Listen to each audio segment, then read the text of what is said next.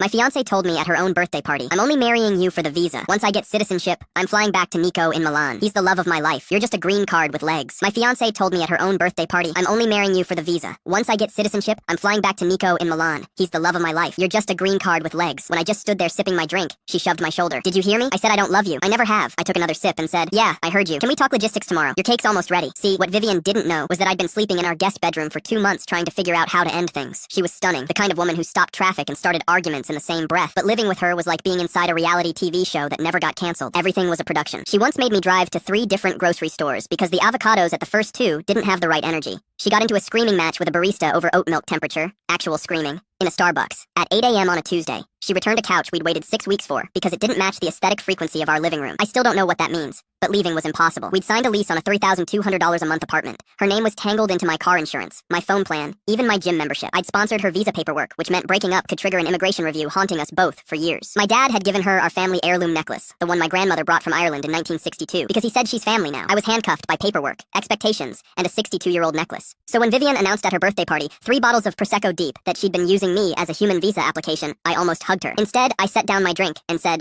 okay, let's do this smart. I'll contact the immigration lawyer Monday. We file a mutual dissolution, so neither of us gets flagged. You keep the apartment through the lease. I take the car since it's in my name. We split the joint account 50-50, and I need my grandmother's necklace back by Friday. Vivian stared at me. Why aren't you upset? Because you just handed me the cleanest exit I couldn't figure out on my own. Honestly, Vivian, this is the best birthday present you could have given me. She did not like that. Over the next 6 weeks, we unwound our lives with the precision of accountants closing a fiscal year. I moved into my friend's spare room. She kept the apartment. The lawyer separated everything cleanly. We told people we grew apart due to cultural differences, which technically wasn't even a lie. My family took it well. Dad was upset about the necklace until I showed it to him safely back in its box. My sister actually thanked me because she'd been dreading planning a bridal shower around Vivian's 14-page vision document that included a live string quartet and a custom fragrance station. Here's where it gets good. Vivian flew to Milan 3 weeks after the paperwork cleared. Showed up at Nico's door with 2 suitcases, a rehearsed speech, and expectations the size of the Duomo. Nico answered with his actual girlfriend standing behind him, a 25-year-old named Chiara, who'd moved in 8 months earlier. Turns out Nico's romantic late-night WhatsApp messages were just him being friendly and Italian. His exact words, according to the mutual friend who watched the whole disaster unfold from the hallway. Vivian called me from Milan Malpensa airport, sobbing. I think I made a horrible mistake. I said,